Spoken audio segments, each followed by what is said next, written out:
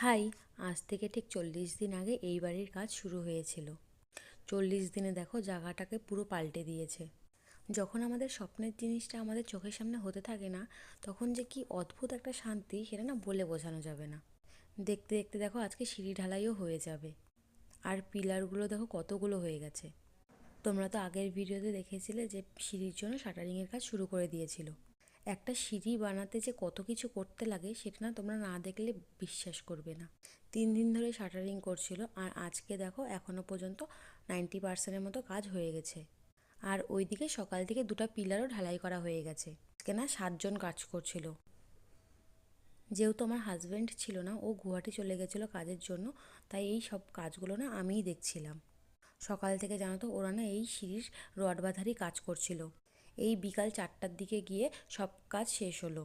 তারপরে শুরু করলো ঢালাই করার কাজ। আর দেখো দেখতে দেখতে না সন্ধ্যাও হয়ে গেছে। তোমরা যারা আমার আগের ভিডিও দেখো তারা জেনেই থাকবে যে ওরা অনেক রাত পর্যন্ত কাজ করে।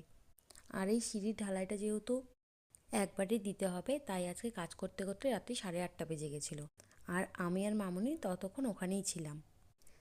এই সিঁড়িটা বানাতে না মোট 17 ব্যাগের মতো সিমেন্ট লেগেছিল।